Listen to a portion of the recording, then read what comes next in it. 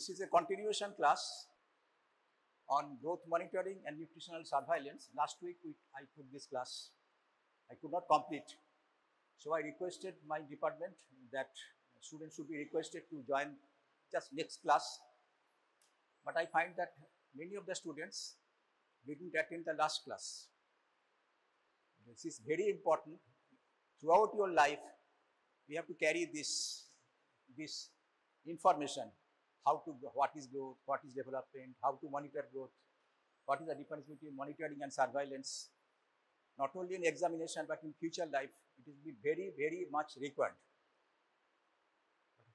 I am in a very precarious condition. I have to finish the whole class in one. What is growth? Any idea what is growth? Those who have not attended the class, last class, তুমি আগের দিনে class করেছো? করোনি? কি করছিল আগের দিন বল? তাহলে আজকে এলি কেন? আজকে তো কন্টিনিউশন ক্লাস ছিল। গ্রোথ মানে কি? Is it a bit confusing, na? Growth, development. Is there a difference between growth and development? What is growth? What is development? What is the difference between growth and development? Why growth monitoring should be done? Who are the subjects for growth monitoring? বাচ্চারা, কোন বয়সের বাচ্চারা, কাদের আমরা growth monitoring করব? কি লাভ করে? কি কেন করছি? Growth monitoring is a very important national program. You know ICDS, have you heard the name of ICDS, Integrated Child Development Services. It's very important, very prestigious India government's national program. Since 1975, আমরা বাচ্চাদের growth monitoring করি throughout the country. বাচ্চাদের growth monitoring হচ্ছে. Why the country, we are not a very rich country. Why our country should spend so much money on monitoring of growth of children only? There are certain reasons, and all doctors should know the meaning of growth monitoring, how growth monitoring is conducted, why growth monitoring is conducted, what are the intricacies, delicacies of this program. So I have to run very fast today. We'll be discussing these things: definition, growth versus development, why growth monitoring is done, what are the prerequisites of a good growth monitoring program, what is meant by growth chart, how to plot, how to interpret different malnutrition status, wasting, stunting, underweight, etc. Now, growth কি? বাচ্চা বাড়ে, মানে বাচ্চা বাড়ছে, দেখো আমি বাড়ছি মানে আমার গ্রোথ হচ্ছে। গ্রোথ ইজ ভিজিবল, ওজন বাড়ে, হাইট বাড়ে, লেন্থ বাড়ে, সার্কামফারেন্স বাড়ে, স্কাল সার্কামফারেন্স, গাট সার্কামফারেন্স, অ্যাবডোমেন সার্কামফারেন্স, ভিসেরাগুলো বাড়ে। So growth is visible. It is a characteristic feature of childhood, very sensitive indicator of healthy child. বাচ্চা যদি ঠিকমতো গ্রোথ থাকে, baby is healthy. Probably there is no problem. বাচ্চা যদি না বাড়ে, probably there are certain problems. Growth is assessment is essential part of examination of any child. Any doctor who is examining a child, maybe specialist, maybe general physician, maybe health worker, examining any child must assess how the child is going, whether the growth is normal or not. And definitely one point assessment is not enough. আমি আজকে দেখলাম বাচ্চাটা ভালো আছে, next দিন হয়তো বাচ্চাটা growth খারাপ হয়ে যাবে, অথবা আজকে দেখছি বাচ্চাটা খুব খারাপ রয়েছে, maybe child is say highly malnourished, আগে হয়তো আরও খারাপ ছিল, আস্তে আস্তে ইমপ্রুভ করছে।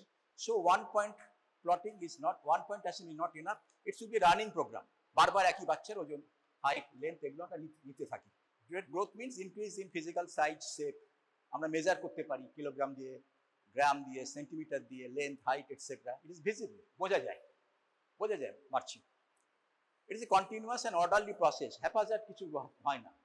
আমাদের process of growth is orderly process. এই যে বাচ্চা কীভাবে বাড়ছে দেখো, অর্ডারলি প্রসেস। রিপ্রোডাক্টিভ অর্গানগুলো গ্রোথ হবে এই সময় এসে 12-13 বছরের পর থেকে। জেনারেল গ্রোথ হচ্ছে এইটা, 2-3 বছরের মধ্যে প্রচণ্ড বেশি ফাস্ট। একটা বাচ্চা জন্মেছে 2.5 কেজি নিয়ে, 2 বছরের মধ্যে তার 9 কেজি ওজন হয়ে গেল, very fast growth, early period of life. হ্যাঁ, লিম্ফয়েড টিস্যু গ্রোথ হচ্ছে 10, 12, 15 এই সময়টায়, তখন বড় বড় টনসিল থাকে বাচ্চাদের, 8 বছর, 10 বছর, 12 বছর, বিরাট টনসিল। ডাক্তাররা ভুল করে বলে টনসিলাইটিস হয়ে আছে, কেটে দেওয়া টনসিলটা, ওটা নর্মাল, ওই বয়সে বাচ্চার টনসিল বড় থাকবে। So this are orderly process, organs growth orderly. দেখো ব্রেন গ্রোথ হয়ে গেছে 4 বছরের মধ্যে, ব্রেন গ্রোথ অলমোস্ট কমপ্লিট হয়ে যায়, 90% গ্রোথ হয়ে গেল। ডেভেলপমেন্ট কি? ডেভেলপমেন্টটা কিন্তু কমপ্লিকেটেড। ডেভেলপমেন্ট মানে হচ্ছে কোয়ালিটি। একটা বাচ্চার জন্মেছে বেবি, জাস্ট আফটার বার্থ বাচ্চা ঘাট, তুমি বাচ্চাকে তুলতে চেষ্টা করলে বাচ্চার ঘাট পড়ে যাচ্ছে। Head holding, baby is not able to hold his head in correct position. 2 মাস বয়স হয়ে গেলে বাচ্চা ঘাট শক্ত হয়ে গেছে। বেবি হ্যাজ গেইন সামথিং, শিখেছে কিছু, ম্যাচিওর করেছে, ও নার্ভাস সিস্টেম ম্যাচিওর করে শিখিয়ে দিয়েছে যে কী করে ঘাট শক্ত করতে হয়। একটা 8 মাসের বাচ্চার বাড়িতে তুমি ভিজিট করতে গেছো, you are visiting a baby of 8 months old child in your relative's family. When you are coming back, if you be tata bye bye 8 মাসের বাচ্চা, baby will not be able to copy that. যেই 9 মাস হয়ে গেল বাড়ি থেকে যখন বেরোচ্ছে tata, বাচ্চা টাটা করবে, বিকজ দিস প্রোনেশন সুপাইনেশন, এই যে কম্বিনেশনটা, নার্ভাস কোঅর্ডিনেশনটা, এটা 9 মাসের আগে আসবে না। This is development. বাচ্চা বোতাম লাগাতে শিখছে, জুতো মারতে শিখছে, উপরে উঠতে শিখছে, নাপতে শিখছে, bowel control, bladder control, everything is একটা ডেভেলপমেন্ট। এগুলো চট করে বোঝা যায় না, very complicated.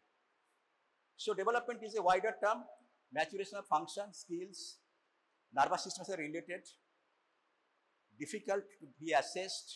There are different types of development: physical development, social development, psychomotor development, emotional development, and there are certain milestones of development যেটা আমরা বুঝতে পারি। 9 মাসের বাচ্চা, 10 মাসের বাচ্চাটা করতে পারছে না, তার মানে কি ডেভেলপমেন্ট ডিলে হচ্ছে।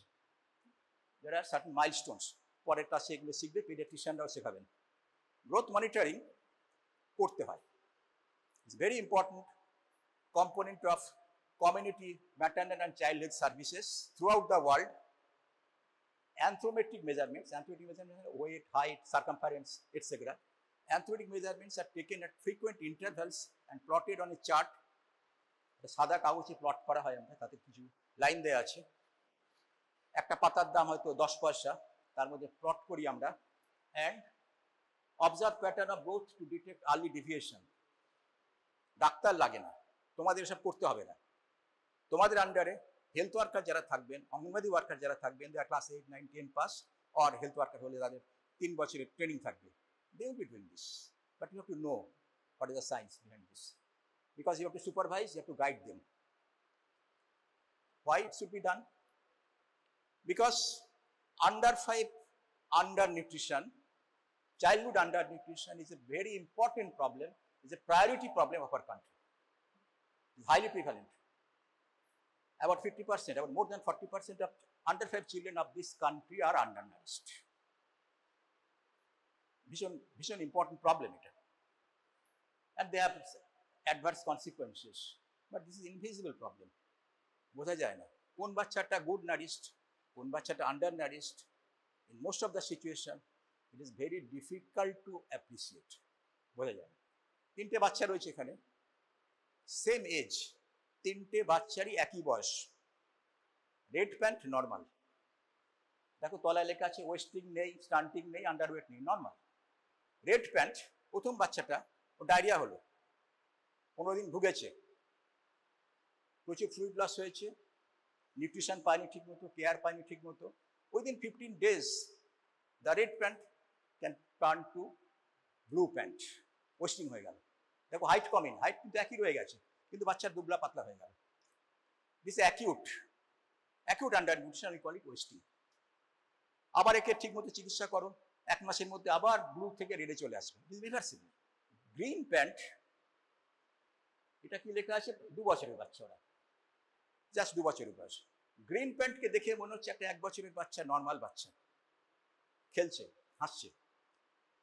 কি হয়েছে, প্রবলেমটা কি হয়েছে, ক্রনিক আন্ডার নিউট্রিশনে ভুগে ওর হাইট কমে গেছে, স্কেলিটাল গ্রোথ কমে গেছে। স্কেলিটাল গ্রোথ মানে শুধু ভার্টিব্রাল গ্রোথ নয়, স্কাল সাইজ ছোট হয়ে গেছে, ভিসেরাল সাইজ ছোট হয়ে গেছে, লিভার ছোট হয়ে গেছে, স্প্লিন ছোট হয়ে গেছে। Child will suffer throughout his life, ও কিন্তু সারা জীবন ভুগবে। ওর এটা অলমোস্ট ইররিভার্সিবল, পুরোটা নর্মাল করে দেওয়া যাবে না। অ্যাকিউট আন্ডার নিউট্রিশন নর্মাল হয়ে যায়, chronic under nutrition residue, almost certain residue থেকে যাবে, and the child will suffer the consequences. Chronic under nutrition হচ্ছে। কত পার্সেন্ট আমাদের এখানে ওয়েস্টিং আছে দেখো, নিচের ফিগারটা, ওয়েস্টিং অলমোস্ট 20%। লেটেস্ট ফিগার, ভারতবর্ষে প্রতিটি 5টা বাচ্চার মধ্যে একটা বাচ্চার ওয়েস্টিং আছে, but reversible, acute phase, acute. Stunting কত আছে, 3টের মধ্যে একটার অলমোস্ট 1/3, মোর দ্যান 1/3, প্লাস 40% বাচ্চা স্টান্টেড বাচ্চাগুলো কিন্তু বলেছি নর্মাল হবে না, আর পুরোটা নর্মাল হবে না, পড়াশোনায় ভালো করতে পারবেন হয়তো, রিপ্রোডাক্টিভ লাইফে হয়তো সে সাফার করবে, ওদের ডায়াবেটিসের চান্স বেশি হয়ে গেল, হাইপার টেনশনের চান্স বেশি হয়ে গেল, they will suffer throughout their life. কিন্তু এগুলো ডিটেক্ট করা খুব কঠিন, আর একটা কি বলেছি আমি, ম্যালনিউট্রিশন, টোটাল ম্যালনিউট্রিশন, যদি এখানে এই কমিউনিটিতে এই শান্তিনিকেতনে যদি 100টা আন্ডার নারিশ বাচ্চা থাকে, যদি শান্তিনিকেতনে আন্ডার নারিশ বাচ্চা যদি 100টা থাকে, 3-4টের বেশি আমরা বুঝতে পারি না। যেগুলো ভেরি সিভিয়ার সেগুলোই বোঝা যায়, তাদের অবভিয়াস সাইন্স অ্যান্ড সিমটমস থাকে। বাকি অলমোস্ট 90%, মোর দ্যান 80% ম্যালনারিশ বাচ্চা কিন্তু বোঝা যায় না। We call it tip of the iceberg phenomena. দেখো, only the tip is visible, rest is hidden. পার্কে ছবি নিশ্চয়ই দেখেছো, আইসবার্গ ফেনোমেনা শর্ট নোট আছে। Up to 80% of all children who die of cause related to malnutrition are only mildly or moderately affected. এটা একটা ছবি, বোঝানোর সময় নেই। আমরা দেখিয়েছি এখানে মোর দ্যান 50%, এখানে যদি 100টা বাচ্চা মারা গিয়ে থাকে, আন্ডার 5 বাচ্চা 100টা, আন্ডার 5 ডেথ, 100টা বাচ্চা মরেছে শান্তিনিকেতনে গত এক বছরে, বিভিন্ন রোগে মরেছে, pneumonia, diarrhoea, malaria, etcetera etcetera. যদি আন্ডার নিউট্রিশন না থাকতো, যদি অল বেবিজ ওয়ার নর্মাল, 53টা বাচ্চা মরতো না, অনলি 47টা বাচ্চা মরতো। Under nutrition is a good attributable factor to death. Under nutrition, death attribute under 53%। 53টা বাচ্চা মরেছে কেন? তারা আন্ডার নিউট্রিশনে ভুগছিল। তার যদি নিউট্রিশন নর্মাল থাকতো, babies would have survived. Tip of iceberg, এগুলো দেখেই বোঝা যায়, সবাই চেনে এগুলো, আন্ডার নারিশ বলে ভর্তি করে দেয় হাসপাতালে। কিন্তু সাদা ফ্রক, যেটা সাদা ফ্রকের বাচ্চাটা, এটা নর্মাল না আন্ডার নারিশটা? কি মনে হয়? বাচ্চা দুটো খেলছে, দুটো বাচ্চা খেলছে, একটা সার্ভে হচ্ছিল মালদ্বীপে, বাচ্চা দুটো খেলছে, কোন দুটো বাচ্চাই নর্মাল? দুটো বাচ্চাই নর্মাল না কোনো একটা প্রবলেম আছে কোথাও? Any idea? দেখে তো মনে হচ্ছে নর্মাল, তাই না? দুটোর হাইট এক, দুটোর সেম হাইট। প্রথম বাচ্চাটাকে প্লট করা আছে, প্রথম বাচ্চাটার বয়স 2 বছর 2 মাস, হোয়াইট ফ্রক হচ্ছে 4 বছর 4 মাস। তার মানে the white frock baby is severely under stunting এ ভুগছে। 2 বছরের যা হাইট থাকার কত, 4 বছর সেই হাইট রয়েছে। White frock is severely undernourished, but undetected. এই সার্ভের আগে ওটা আনডিটেক্টেড ছিল। ওকে খুঁজে বের করাই চ্যালেঞ্জ যে কোনো সিস্টেমের জন্য। আমি বলেছিলাম it is very difficult to detect, it's a challenge. তাহলে গ্রোথ মনিটরিং কেন করবো? It is invisible problem, it is a big problem, it is invisible problem, and growth monitoring is a very simple and inexpensive way of detecting underweight. একটা পাতা, ছবিটা আনতে ভুলে গেলাম, পায়ে চোট রয়েছে, পরে সময় পেলে দেখিয়ে দেবো, তোমরাও ইউজ করবে, গ্রোথ চার্ট তোমাদের বইতেও থাকবে, আমরা সেকেন্ডে তোমরা একটা বই দেবো তোমাদের, সেখানে থাকবে। Growth monitoring is a simple and inexpensive way of detecting malnutrition আর growth disorders at community level. হাসপাতালেও আসতে হবে না, পাড়ায় পাড়ায়, গ্রামে গ্রামে ডিটেক্ট করা যাবে at the earliest opportunity. Malnutrition শুরু হওয়ার আগেই ডিটেক্ট করে ফেলবো যে বাচ্চাটা খারাপ হয়ে যাচ্ছে, by the use of trained community level workers. Doctor nurse লাগবে না। ICDS, integrated child development services, একটা বড় কোশ্চেন তোমাদের জন্য। ICDS is catering these services since 1975, and this is India's one of the very pioneering program, prestigious program of this country. The objective is to promote growth, normal growth, encourage normal growth, appreciate growing children, but also to detect undernourished children as early as possible. কি কি লাগবে আমাদের? একটা growth chart লাগবে, যেখানে class 8, class 9, class 10 pass মেয়েদের আমরা শিখিয়ে দেবো কি করতে হবে। একটা চার্ট দিয়ে দেবো, সেখানে প্লট করবে। বাচ্চার এজটা ঠিকমতো জানতে হবে। কেন এজটা ঠিকমতো জানতে হবে? বিকজ আর্লি লাইফে খুব ফাস্ট গ্রোথ হয়। একটা 3 মাসের বাচ্চার ওজন একটা 1 বছরের বাচ্চাকে যদি 2 বছরের বাচ্চা বলে আমরা গুলিয়ে ফেলি, তাহলে কিন্তু ভুল হয়ে যাবে ডিটেক্ট করতে। আমি এরকম বহু কাজ করেছি। আমার ধরো সার্ভে করতে গেছি, 90s বড় বড় ফ্যামিলি, তখন মা বলছে তার 3টে বাচ্চা আছে, 4টে বাচ্চা আছে, তার মধ্যে 2টো হয়তো আন্ডার 5 ইয়ার্স অফ এজ। বলছি এই বাচ্চার বয়স কত? স্যার আপনি তো ডাক্তার, বয়স আপনি সব জানেন। এরকম সিচুয়েশন হয় আর আপনি দিয়ে দিন একটা বয়স, কিন্তু বয়সটা ভুল দিলে কি হবে? ওই 4 বছর 2 বছর 2টো বাচ্চার যদি বয়স জানতে না পারতাম, তাহলে কিন্তু মনে হতো হোয়াইট ফ্রক নর্মাল, বয়স না জানলে হোয়াইট, তাহলে এজ ঠিকমতো অ্যাসেস করতে না পারলে there is a probability of misclassification of undernutrition status. Agreed? Okay?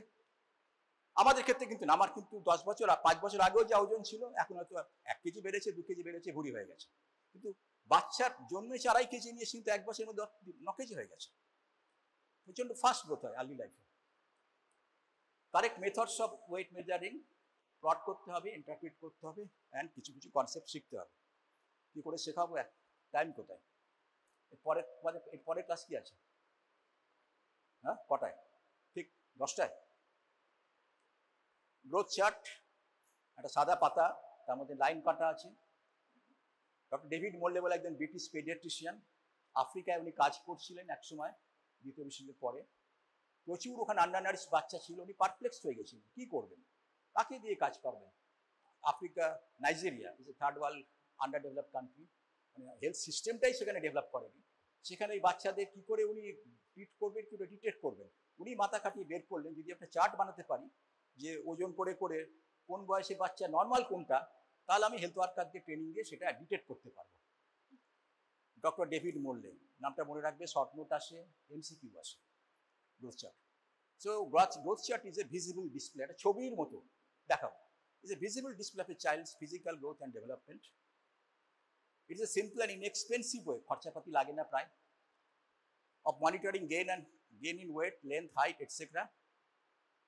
Any deviation from normal detected by comparison with some reference line. ওই চার্টে কিছু লাইন টানা আছে, এই লাইনের ওপরে নিচে মধ্যে এরকম করে করে বুঝে যাই স্ট্যাটাসটা কি আছে।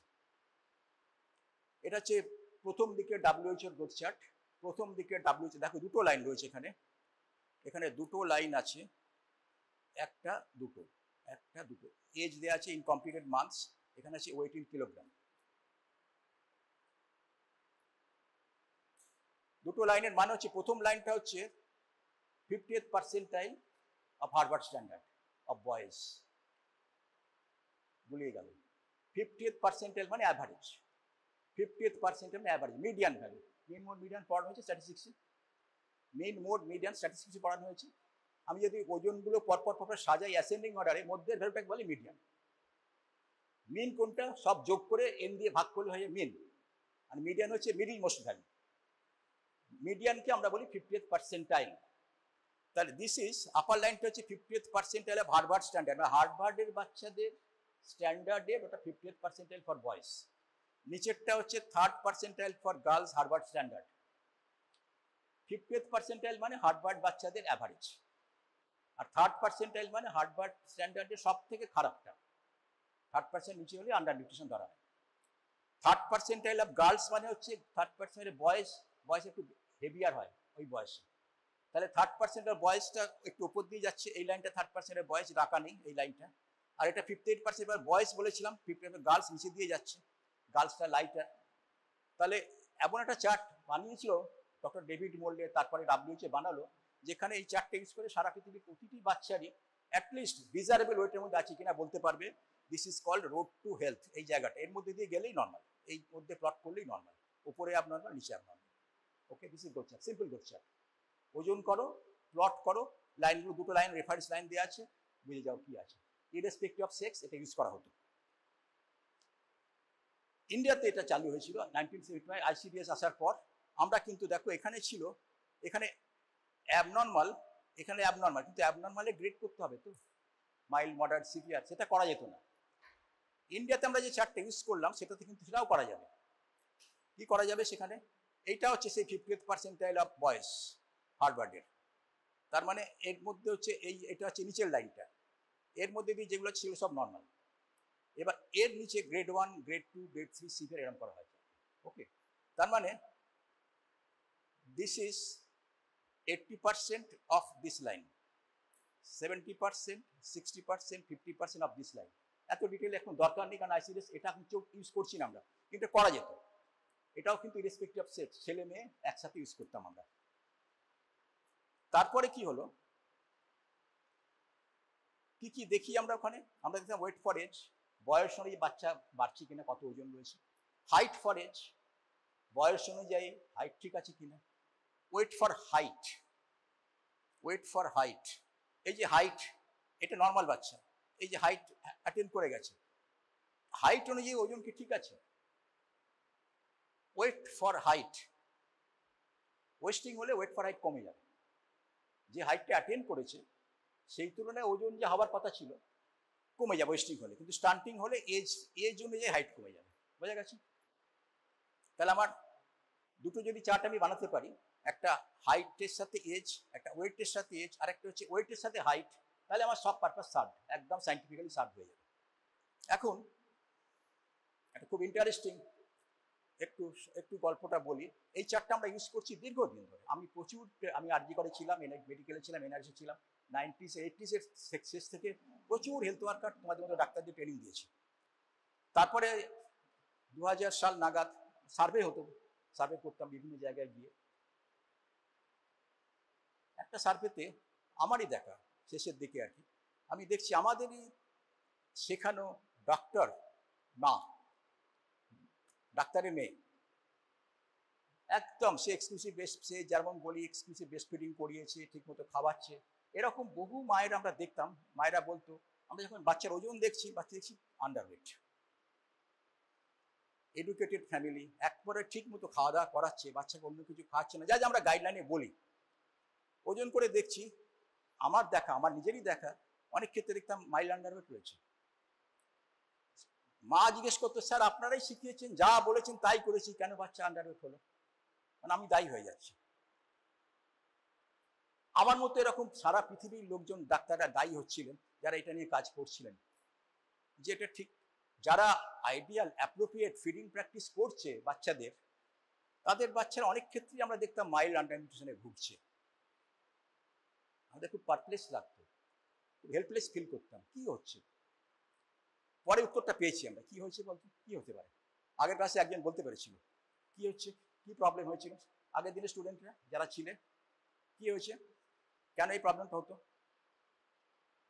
তাহলে তো পড়াবোই না, তুমি এক সপ্তাহের মধ্যে ভুলে যাস, কেন পড়াবো, কত কষ্ট করে পড়াই আমি। কারা ছিল আগের ক্লাসে, কি সমস্যা হচ্ছিল, আমি এই গল্পটাই করেছিলাম, কি হচ্ছিল, এনি আইডিয়া? তাহলে আর পড়িয়ে আমার লাভ কি, বইয়ে পড়ে নিবে, পড়ালেও যদি মনে না থাকে, বলতে না পারিস, আমার পড়িয়ে লাভ কি। ভাঙা পা নিয়ে আমি চলে এসেছি, ডিপার্টমেন্টের পরীক্ষা আমার না আসলেও চলতো। কে করেছিল আগের ক্লাস? তোমরা কেউ করোনি? বলো কে করেছে, বল, ভুল ভাল বল না, আর পরীক্ষা তো নয় এটা। কি হচ্ছিল? স্ট্যান্ডার্ডটাই তো ভুল, স্ট্যান্ডার্ডটা তো বড় লোকদের বাচ্চাদের দিয়ে বানিয়েছি আমরা। আমেরিকান বড় লোকদের বাচ্চা, ওয়েল টু ডু ফ্যামিলি, যারা আবার কোটোর দুধও খাওয়ায়, গরুর দুধও খাওয়ায়, সেই সমস্ত বাচ্চাদের স্ট্যান্ডার্ড বানানো হয়েছে। আমাদের বাচ্চাগুলো যখন আমি আইডিয়াল ফুড আর নিউট্রিশন মায়েদের শিখিয়েছি, মায়েরা শুধু বুকের দুধ খাওয়াচ্ছে, বুকের দুধে ফ্যাট কম থাকে, বাচ্চাগুলো সেই মতো ওই স্ট্যান্ডার্ড তুলনায় বাড়ছে না। স্ট্যান্ডার্ডটাই ভুল রয়েছে। আমেরিকান স্ট্যান্ডার্ড, অত বড় লোকদের বাচ্চা, বাচ্চার কোনো অসুখ নেই, মায়ের কোনো অসুখ নেই, মা বুকের দুধ খাওয়াচ্ছে, কোটোর দুধ খাওয়াচ্ছে, গরুর দুধ সবই খাওয়াচ্ছে, প্রচুর পয়সা আছে, যা খুশি খাওয়াচ্ছে। সেই বাচ্চাদের স্ট্যান্ডার্ড, পুরোনো স্ট্যান্ডার্ড, ওটা অনেকদিন 60-70 দশকের বাচ্চাদের দিয়ে তৈরি করা হয়েছিল। স্ট্যান্ডার্ডটাই তো ভুল, স্ট্যান্ডার্ডটা তো হাই করা আছে আমাদের। 1 নম্বর। 2 নম্বর হচ্ছে ছেলেদের চার্ট, মেয়েদের পিস করছি, আইডিয়ালি ছেলেদের মেয়েদের আলাদা করা উচিত ছিল। 3 নম্বর হচ্ছে শুধু আমেরিকান বাচ্চাদের নিয়ে কেন স্ট্যান্ডার্ড বানানো হয়েছে। অন্য পৃথিবীতে 6টা মহাদেশ আছে, সব কন্টিনেন্টের কেন রিপ্রেজেন্টেটিভ ছিল না। এই প্রবলেমটা বোঝা গেল। তখন কি করা হলো, তখন WHO বুঝলো যে খুব ভুল হয়ে গেছে। ওরা তখন earlier standards are based on mixed feeding including bottle feeding. গরুর দুধ, কোটোর দুধে ফ্যাট বেশি থাকে, বাচ্চা বেশি ওজন হবে, ফ্যাট জমবে, হেলদি ফ্যাট জমবে। রেফারেন্স পপুলেশন অনলি ইউএসএ ছিল। Boys and girls grow differently, সুতরাং ভুল হচ্ছিল। পরে ডাব্লিউএইচও করলো কি, এতগুলো দেশের বাচ্চাদের নিয়ে একটা স্ট্যান্ডার্ড বানালো। Brazil, Ghana, India, Norway, Oman, USA. 6 বছর ধরে সার্ভে হলো, সব কটা কন্টিনিউ। আমাদের ভারতবর্ষের সাউথ দিল্লির বাচ্চারা ছিল 97 থেকে 3। এই একটা করে ডাব্লিউএইচও নতুন করে স্ট্যান্ডার্ড বানালো, যেখানে শুধুমাত্র যারা ব্রেস্ট ফিডিং করায় বা আমাদের মতো আমরা যা বলছি, যে রেকমেন্ডেশন করি breast feeding up to 6 months, 6 মাসের পর থেকে মানে কমপ্লিমেন্টারি ফিডিং হবে, এটসেট্রা এটসেট্রা। আর কিছু খায়নি বাচ্চা 6 মাস পর্যন্ত। মা স্মোকার নন, মায়ের কোনো অসুখ নেই, বাচ্চার কোনো অসুখ নেই। এই সমস্ত বাচ্চাদের নিয়ে স্ট্যান্ডার্ড নতুন বানানো হলো। Hopefully this will be giving a ফেয়ারার result and interpretation. এখন ছেলেদের জন্য আলাদা স্ট্যান্ডার্ড করা হয়েছে, মেয়েদের আলাদা স্ট্যান্ডার্ড করা হয়েছে। And now we are using this. আমরা দেখলাম, ফর ইউর, তোমরা সায়েন্সের স্টুডেন্ট, দেখো এই যে ছটা কন্টিনেন্টের বাচ্চাদের আমরা স্ট্যান্ডার্ড নিয়েছি, বাচ্চাদের নিয়ে আমরা স্ট্যান্ডার্ডটা বানালাম। দেখো average value of all those length, mean length average 0 থেকে 24 মাস অবধি অ্যাভারেজ লেন্থ কিন্তু অলমোস্ট প্রত্যেকটা কন্টিনেন্টেরই সেম। মানে এমন না আমেরিকানদের অ্যাভারেজ খুব হাই ছিল, হাই হবে, তা নয়। Average attainable height, wait etcetera, এটা কিন্তু ইউনিভার্সালি ট্রু, যে এই স্ট্যান্ডার্ড ইউজ করলে, এই চার্ট ইউজ করলে যেটা পাবো সেটা অ্যাটেন্ড করা যায়। আনএক্সপেক্টেড কিছু ডিমান্ড করছি না আমরা। আগেরটা কিন্তু আমেরিকান স্ট্যান্ডার্ড ছিল, ওটা বোধহয় ঠিক হচ্ছিল না। আমি সেটা 30 বছর ধরে প্র্যাকটিস করে পরে বুঝেছি ভুল হচ্ছিল ওটা। Now WHO new standard, WHO charts have been developed using WHO growth standards, can be used to record weight, length, height. এখন অনেক কিছু করে দিয়েছে, head circumference, BMI, weight, height, etc. applicable now to children all over the world. অনেক কিছু করেছে, আস্তে আস্তে শিখবে তোমরা। নানা রকম জিনিস এখন WHO বের করে দিয়েছে, আমরা এটা ইউজ করি এখন। দেখো একটা পিঙ্ক, একটা ব্লু। পিঙ্ক মানে গার্লদের জন্য, ব্লু মানে হচ্ছে ছেলেদের জন্য। Pink, blue. এখানে কি আছে, এখানে কতগুলো লাইন আছে, একটা লাইন, দুটো লাইন, তিনটে লাইন। এর মধ্যে যে পড়ছে নর্মাল, এর মধ্যে mild moderate undernutrition, severe undernutrition, girl, mail.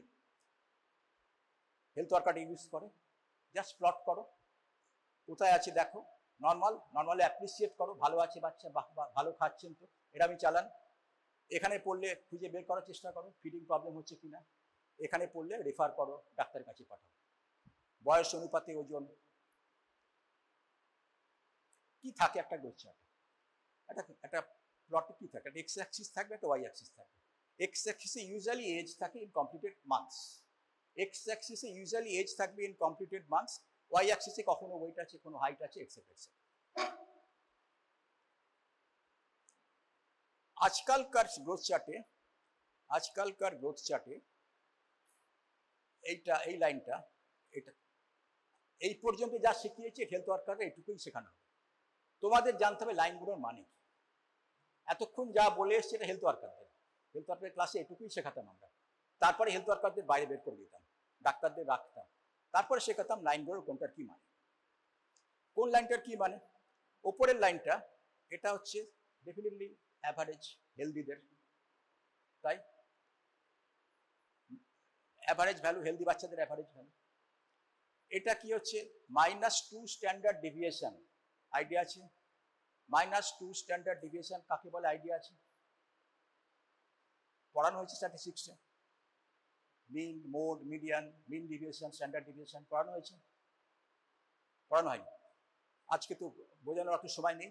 Suppose এদিকে 50 জন স্টুডেন্ট, এদিকে 50 জন স্টুডেন্ট আছে, এখানে 50 জন স্টুডেন্ট, এখানে 50 জন স্টুডেন্ট, এখানে বয়েজ, এদিকে গার্লস আছে, ছেলের দিকে আছে, মেয়ের দিকে আছে 50-50। আমি একটা 100 নম্বরের পরীক্ষা নিয়েছি, তোমাদের এদিকে অবজেক্টিভ টাইপ। এখানে আমি দেখছি ছেলেরা এদের 50-এর মধ্যে 100-এর মধ্যেই পরীক্ষা নিয়েছে, 100। এখানে দেখছি লোয়েস্ট যে পেয়েছে সে পাস করেছে 50, হাইস্ট যে পেয়েছে সে 90। তাহলে রেঞ্জটা হচ্ছে 50 থেকে 90। ওখানে যে মেয়েরা ভালো করেছে না খারাপ করেছে, বেশি পড়ে ওরা না, ওখানে দেখছি লোয়েস্ট যে পেয়েছে সে 55, হাইস্ট পেয়েছে 92। ওকে, আমি অ্যাভারেজ করলাম, এবার মিন, মোড, মিডিয়ান বের করলাম, করে আমি বলতে পারি মিন ভ্যালু, মিন মানে সব যোগ করে ভাগ করেছি, এখানে 50 জন ছিল, 50 দিয়ে ভাগ করেছি, ওখানে 50 ভাগ করলে মিন বেরোবে।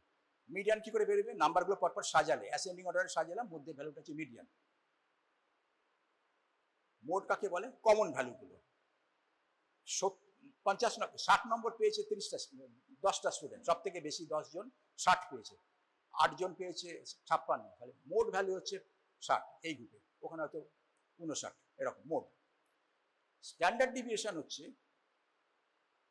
তোমাদের ভ্যালুগুলো কেউ কেউ অ্যাভারেজ ভ্যালু, সাপোজ তোমাদের গ্রুপে হচ্ছে, এদের গ্রুপে অ্যাভারেজ হচ্ছে 60, ভালো করে এবার একটু বুঝে নাও, আমি অঙ্ক দিয়ে করাই কিন্তু সময় নিয়ে আসবো। 60 হচ্ছে অ্যাভারেজ ভ্যালু, মিন ভ্যালু। ও পেয়েছে 62, ও পেয়েছে 62, তার মানে কি পেয়েছে? +2 পেয়েছে, 60-এর থেকেও +2। ও পেয়েছে 70, +10।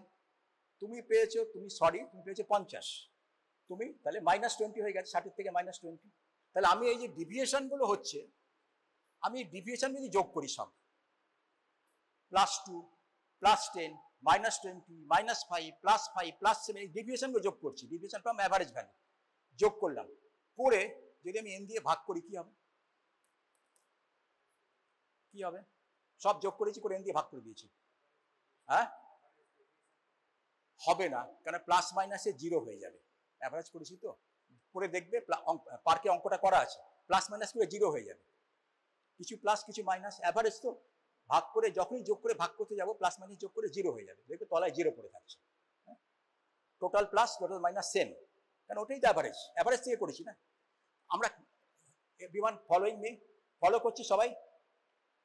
এবার আমরা কি করবো, আমি তাহলে কি করতে পারি, যদি স্কোয়ার করে দিই, ও ছিল +2, ওকে +2 স্কোয়ার করে দিলাম, ও ছিল -10, -10কে স্কোয়ার করলে 100 হয়ে যায়, সব প্লাস সাইন হয়ে যাবে, সব মাইনাসকে স্কোয়ার করলেই প্লাস হয়, প্লাসকে স্কোয়ার করলে প্লাস হয়, সব স্কোয়ার করে যোগ করবো, করে যদি n দিয়ে ভাগ করি, যে জিনিসটা পাবো ওটা হচ্ছে ইউনিট অফ ডিভিয়েশন, ওটাকে আমি স্ট্যান্ডার্ড ডিভিয়েশন। বোঝা গেছে? আজকে এর বেশি বোঝাতে পারবো না, বোঝা গেছে? এদের হয়তো স্ট্যান্ডার্ড ডিভিয়েশন 7, তোমাদের হয়তো আছে 6 হতে পারে। তাহলে standard deviation very important. -2 standard ডিভিয়েশনের নিচে যে নম্বরগুলো, এই ব্যাচে আমি দেখেছি স্ট্যান্ডার্ড ডিভিয়েশন হচ্ছে 5, অ্যাভারেজ হচ্ছে 60। আমি কি বলেছি? অ্যাভারেজ 60, আমি ক্যালকুলেট করলাম স্ট্যান্ডার্ড ডিভিয়েশন 5, ভালো করে বোঝ। 60-এর থেকে 1 স্ট্যান্ডার্ড ডিভিয়েশন কম মানে কত? 55, 5 বলেছিলাম স্ট্যান্ডার্ড ডিভিয়েশন। 60-এর থেকে 2 স্ট্যান্ডার্ড ডিভিয়েশন মানে কত? 50, 5 × 2 50। তাহলে 2 স্ট্যান্ডার্ড ডিভিয়েশনের নিচে যেগুলো আছে সেগুলো খুব খারাপ, খাজা। বায়োস্ট্যাটিস্টিক্সে -2 নিচে গেলে খাজা, খারাপ। -3 নিচে গেলে এক্সপেল করে দাও, ওর দ্বারা হবে না কিছু, সিভিয়ার আন্ডার নিউট্রিশন। সো এই লাইনটা হচ্ছে অ্যাভারেজ, উপরের লাইনটা হচ্ছে average, this line is average, this line denotes -2 HD। তার মানে এর মধ্যে যা আছে সব নর্মাল, 60 থেকে 50-এর মধ্যে সব নর্মাল, -2 HD নিচে যে চলে এলো অ্যাবনর্মাল হয়ে গেল। -3 HD মানে 45, -45-এর নিচে যেগুলো চলে আসবে সেগুলোকে বলবো বাবা আর 1 বছর আরেক বছর পড়ে, খুব খারাপ, সিভিয়ার। বোঝা গেছে? -2 HD, -3 HD এই কনসেপ্টটা এখন সারা পৃথিবীতে চলছে, সব আগেরগুলো সব উঠে গেছে। +2 HD, -2 HD, +2 HD to -2 HD normal ধরি আমরা, -2 HD নিচে অ্যাবনর্মাল, -3 HD নিচে সিভিয়ারলি অ্যাবনর্মাল। তাহলে -3 HD নিচে লাল, -2 HD নিচে হলুদ। বোঝা গেছে? ছেলেদের আলাদা, মেয়েদের আলাদা, স্ট্যান্ডার্ডটা এবার সারা পৃথিবীর বাচ্চাদের নিয়ে করা আছে। এটাতে সময় নেই, WHO বই যদি দেখতে পাবে প্রচুর এরকম আছে, পার্সেন্টাইল দিয়ে দিয়েছে WHO, কোন বয়সের কত বয়স, 5 বছর পর্যন্ত ওয়েট ফর এজ, সব কিছু জানা যায় এখন। আর তোমাদের এখন এটা দরকার নেই শেখানোর আর আপাতত। এজ অ্যাসেসমেন্ট করতে হয়, আমি বলেছি এজ অ্যাসেসমেন্ট ঠিক মতো না করলে ভুল হবে। যে বাচ্চারা নর্মাল তাকে অ্যাবনর্মাল বলে দেবো, যে অ্যাবনর্মাল তাকে নর্মাল বলবো, যে মাইল্ড আন্ডার নিউট্রিশনে ভুগছে তাকে আমি স্ট্যাম্প করতে পারি সিভিয়ার আন্ডার নিউট্রিশন বলে, যদি এজ ক্যালকুলেশন করতে ভুল হয়ে থাকে। সো এরপরে কি লাগবে আমার? ওয়েইং মেশিন লাগবে, ওজনটা তো করতে হবে, স্ট্যান্ডার্ড মেথডে, সায়েন্টিফিক মেথডে করতে হবে।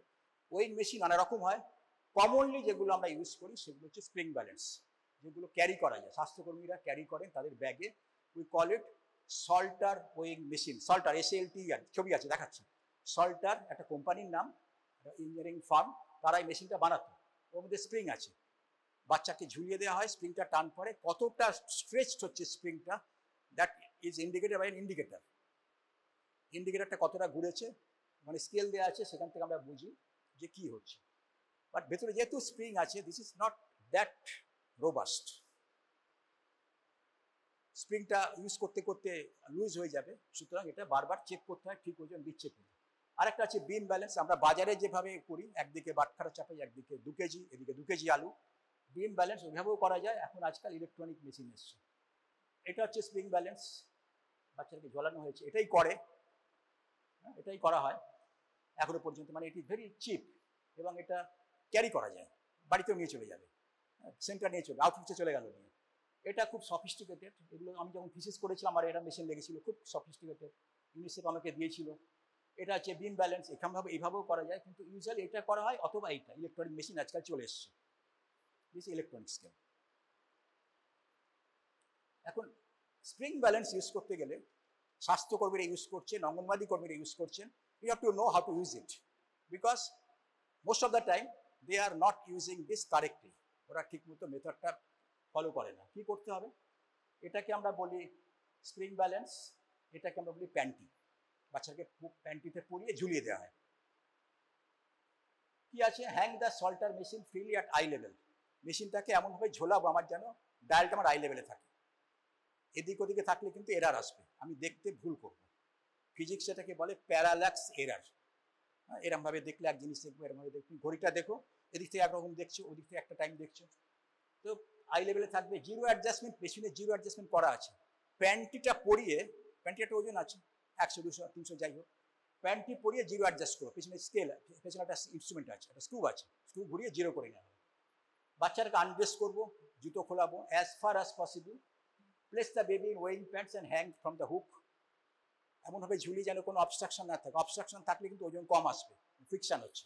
দেয়ালে ঝুলিয়েছি, ঠিক নয়, পেছনে ফ্রিকশন হবে, বাচ্চার ওজন কম দেখাবে। Wait till the baby is calm, বাচ্চাটাকে ঝোলাই, বাচ্চা কান্নাকাটি করে, একটু সময় দিতে হবে।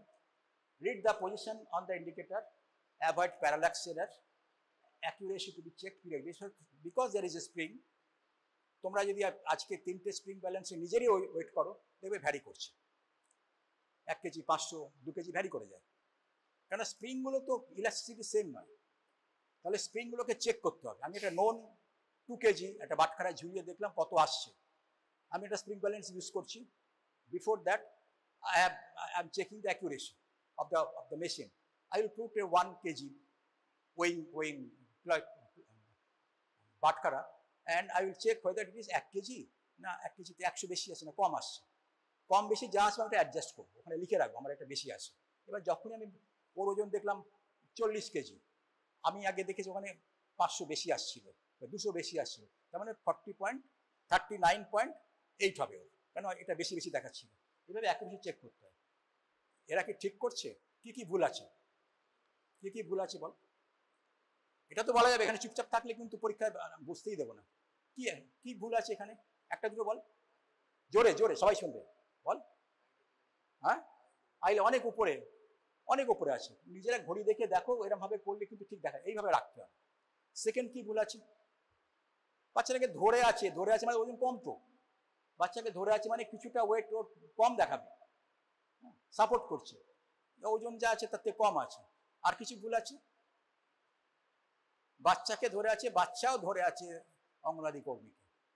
যাই হোক, this is a সল্টার weighing machine. Length দেখার জন্য কুচি বাচ্চাদের আর একটা মেশিন আছে, আজকে আমি শেখাচ্ছি না, পেডিয়াট্রিশিয়ান এটা ইউজ করেন, আমরাও ইউজ করি, এটাকে বলে ইনফ্যান্টোমিটার। বাচ্চাকে ঠিক মতো সুপাইন পজিশনে শোয়াতে হয়, মাথার রেনটা মুভেবল, মাথার রেনটা, মাথার প্লেটটা মুভেবল, প্লেটটাকে ঠিক অ্যাডজাস্ট করে সাইডে স্কেল লাগানো আছে, এখানে একটা স্কেল আছে, এখান থেকে তুমি সেন্টিমিটারে, মিটার, সেন্টিমিটারে, মিলিমিটারে দেখতে হয় কত লেন্থ। বাচ্চাকে ঠিক মতো পজিশন করে অ্যালাইন করে সুপাইন পজিশনে পাটাকে এই প্লেটে, ফুট প্লেট বলাটাকে, ফুট প্লেটে পাটাকে রেখে আস্তে আস্তে হেড প্লেটটা সরানো যায়, একা করা যায় না, দুজন লোক লাগে। ইনফ্যান্টোমিটার শুয়ে দেখার জন্য, কতদিন পর্যন্ত বাচ্চা শুয়ে লেন্থ দেখবো, কতদিন পর্যন্ত কখন হাইট দেখবো। What is the difference between length and height? Length মানে শুয়ে আছে, হাইট মানে দাঁড়িয়ে আছে। আমাদের ইউজুয়ালি আমরা বলি 2 বছরের ওপরের বাচ্চার আমরা হাইট নিই, স্ট্যান্ডিং হাইট। তার মানে 2 বছরের পরে baby can able to stand, all the babies can stand after 2 years. 2 বছরের পরে হাইট নেওয়া হয়। 2 বছরের নিচের বাচ্চাদের আমরা যখন যাই কমিউনিটিতে, পিডিয়াট্রিশিয়ানরাও কী করেন, ওরা লেন্থ দেখেন। লেন্থটা এরকম ইনফ্যান্টোমিটার মেশিনে দেখা হয়, অন্য মেথডও আছে, আজকে সময় নেই সেখানে। দিস ইনফ্যান্টোমিটার, ওই যে মুভ করছে, ফুটপ্লেটটা মুভ করছে, পরে শিখবে এটা, এই যে ফুটপ্লেট এটা মুভ করছে, মুভ করা যায়। এখানে স্কেল আছে, মাথাটাকে ধরেছে একজন, পাটাকে লাগিয়েছে, পরে ডিটেল শেখাবো সেকেন্ড ইয়ারে। Use an infantometer positioning the baby supine on the board with eyes looking up. Spine should be straight, head should touch the headboard. বাচ্চাদের কমপ্লিকেটেড আর একটু পরে শিখবি নিজেদেরটা। তোমাদের যখন তোমরা নিজেরা যখন তোমাদের হাইট নেবে, কি করে নাও, child or any person stand on the machine barefoot, বা আমি দেয়ালেও করতে পারি, আর যদি স্কেল লাগিয়ে রেখে দেয়ালে করা যাবে। ফিট আর স্লাইটলি অ্যাপার্ট, একটু পাটা ফাঁক থাকবে, নিজেদের জন্য বলছি। ব্যাক, এটা মনে রাখতে হবে কি কি থাকবে, back of the head, back of the shoulder blade, buttock, calves and heel should touch the vertical board. যেখানে দাঁড়িয়েছে এই পয়েন্টগুলো কিন্তু পেছনে লেগে থাকবে, মাথা লেগে আছে, শোল্ডার লেগে আছে, বাটক লেগে আছে, হিল পারলে এখানটা লেগে থাকার কথা, কাফটা অ্যান্ড হিলটা লেগে আছে। Lower the horizontal dot etcetera, note the reading. ঠিক আছে, এইভাবেই করি। ওকে, মাথাটা কেমন থাকবে, মাথা কিরমভাবে থাকবে, স্কালটার পজিশন কি হবে, এরকম থাকলে এক হাইট থাকে, এরকম একরকম হবে, এরকম একরকম, এরকম একরকম হবে। বাচ্চাদের ক্ষেত্রে বেশি ইম্পর্টেন্ট, কারণ বাচ্চারা খুব তাড়াতাড়ি গ্রো করছে, 1 মাসের মধ্যেই লেন্থ চেঞ্জ হয়ে যাবে। তাহলে হেড পজিশনটা কী থাকবে, তোমাদেরই বা হেড পজিশন কী থাকবে। প্রথম কথা, মাথায় ক্লিপ ফ্লিপ থাকলে, থোপা টোপা থাকলে ওগুলো সব খুলে দিতে হবে।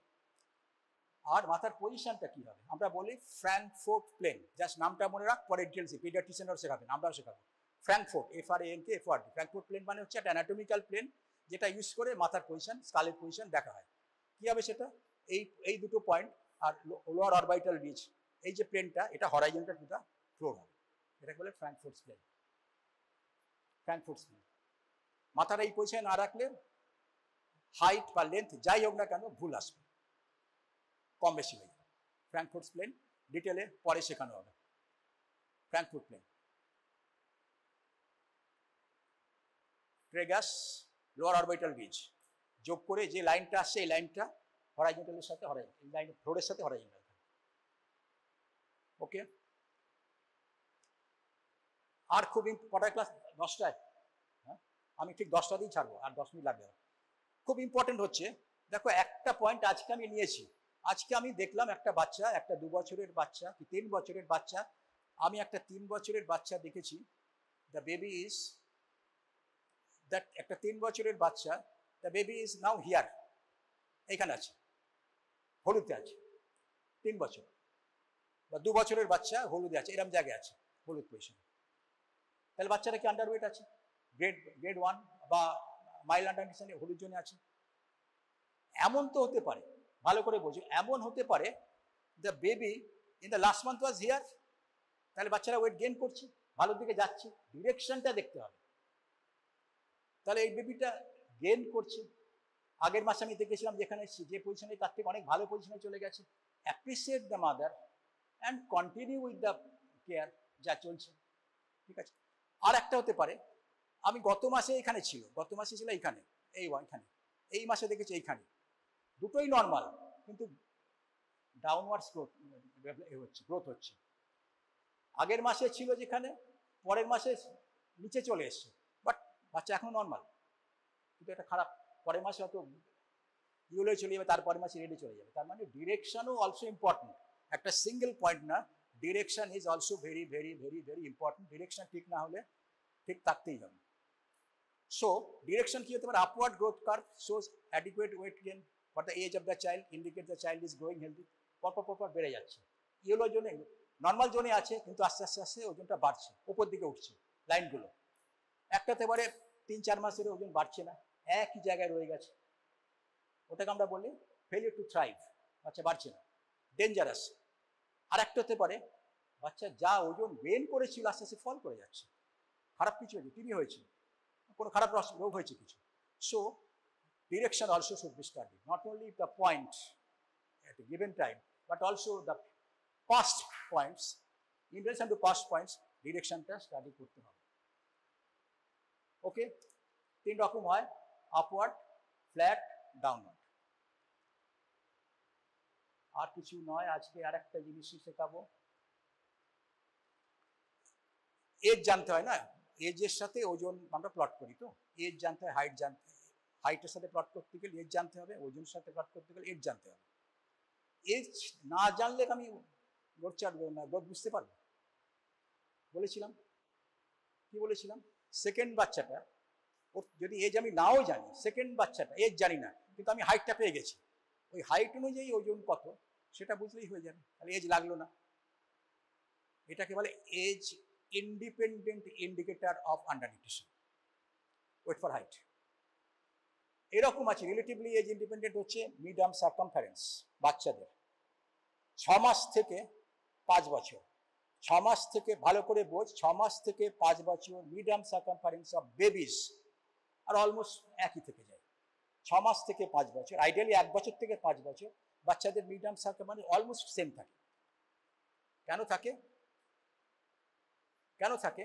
কারণ বাচ্চার যখন ছবি দিয়ে দেখাতে পারতাম, যখন বাচ্চা জন্মেছে মধ্যের হাড়টা কি বললাম, হিউমেরাস, তাই তো, অ্যানাটমি ফর্ম হয়েছে, তার উপরে কি আছে, মাসেলগুলো রয়েছে, তার উপরে কি আছে, ফ্যাট আছে, তারপরে স্কিন আছে।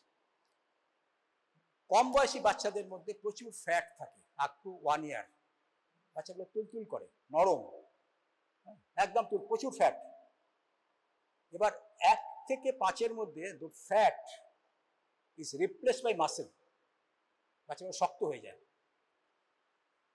1 বছরের বাচ্চা পর্যন্ত নরম, আস্তে আস্তে আস্তে বাচ্চা শক্ত হয়ে যায়। কি হচ্ছে, তলা থেকে মাসেল এক্সপ্যান্ড করছে in the place of fat. Okay, তাহলে 1 থেকে 5-এর মধ্যে কিন্তু সার্কামফারেন্সটা সেম থেকে যাচ্ছে। ওকে, দিস ইজ, আমরা মেজার করি এটা মিড আর্ম সার্কামফারেন্স বাঁ হাতে কত আছে। 3টে মার্কার আছে, 12.5, 13.5, 11.5। 13.5 সেন্টিমিটার বা তার বেশি মিড আর্ম সার্কামফারেন্স বাঁ হাতে, 13.5 সেন্টিমিটার তার বেশি আন্ডার নিউট্রিশন নেই। 135 মিলিমিটার, 13.5 সেন্টিমিটার বা তার বেশি আন্ডার নিউট্রিশন নেই। 12.5 এর নিচে গেলে আন্ডার নিউট্রিশন আছে, 11.5 এর নিচে গেলে সিভিয়ার আন্ডার নিউট্রিশন আছে। ওকে, 13.5, 12.5, 11.5, this is valid from the age of 6 months to 5 years. আগে আমি বলেছিলাম 1 বছর থেকে 5 বছর, এখন করা হয়েছে 6 মাস থেকে 5 বছর। 6 months to 5 years, 13.5, 12.5, 11.5। ওকে, আর একটা জিনিস তোমাদের শিখতে হবে যে what is the difference between growth monitoring and nutritional surveillance. Growth monitoring and nutritional surveillance, growth monitoring I hope first year স্টুডেন্টদের জন্য অ্যাডিকুয়েট, যা বলে দিয়েছি, পড়ে নিও। নিউট্রিশনাল সার্ভাইলেন্স জিনিসটা কি? গ্রোথ মনিটরিং হচ্ছে প্রতিটা বাচ্চার করি আমরা, তো যে বাচ্চা আমার কাছে আসছে সেগুলোর করি। এখন নিউট্রিশনাল সার্ভাইলেন্স শান্তিনিকেতনের বাচ্চাদের সাথে ভারতবর্ষে অন্য বাচ্চাদের যদি কম্পেয়ার করতে হয়, বা শান্তিনিকেতনে 10 বছর আগের বাচ্চাদের status and now the nutritional status of children of Santiniketan যদি কম্পেয়ার করতে হয়, তখন আমরা যেটা করি, আমরা ম্যাপিং করি। এই যে বিভিন্ন সেন্টার থেকে we collect data from various centres, conduct various surveys, সেখান থেকে আমরা রিপ্রেজেন্টেটিভ স্যাম্পল, ওখানে সব বাচ্চা নেবো না, পারবো না, সারা ভারতে সব বাচ্চা করা যায় না, আমরা রিপ্রেজেন্টেটিভ বাচ্চাদের নিয়ে সার্ভে করি, নিউট্রিশন স্ট্যাটাস দেখি, what percentage is severely undernourished, what percentage mildly undernourished, what percentage normal। এই ম্যাপিংটা কাজে লাগে, this is called surveillance. This is used for allocation of resources, যেখানে বেশি নিউট্রিশনের স্ট্যাটাস পুয়ার আছে সেখানে অ্যালোকেশন বেশি হবে resources, etcetera. So what is the difference between nutritional surveillance? Nutritional surveillance মানে হচ্ছে keeping watch over nutrition in order to make decisions that will lead to improvement in nutrition of the population. আমরা যদি দেখি 10 বছর আগের nutritional status of Santiniketan children was far better than today, definitely something has gone wrong। আমাকে research করতে হতে পারে, service বাড়াতে হতে পারে। In this way surveillance helps us।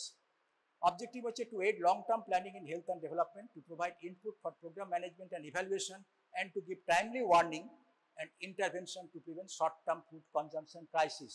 যাতে না খেতে পেয়ে মানুষ মরে, তার জন্য এই ডেটাকে আমাদের লাগবে। ডিফারেন্সটা কি? গ্রোথ মনিটরিং ছিল ইন্ডিভিজুয়াল বেসড, গ্রোথ মনিটরিং ছিল অল ইনফ্যান্টস, অল চিলড্রেনদের জন্য, কিন্তু নিউট্রিয়েন্ট সার্ভেইলেন্স হচ্ছে overall nutritional condition of the community. Individual তখন আর থাকছে না, কমিউনিটি, শান্তিনিকেতন কমিউনিটির সাথে আদার কমিউনিটি।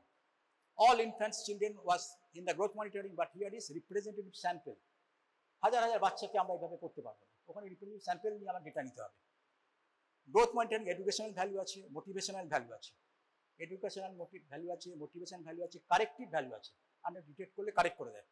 কিন্তু নিউট্রিশনাল ব্যালেন্সে কি দেখা যাবে? Magnitude of the problem, pattern of the problem, mapping of the problem, কোথায় বেশি কোথায় কম, time trend of the problem, etcetera etcetera.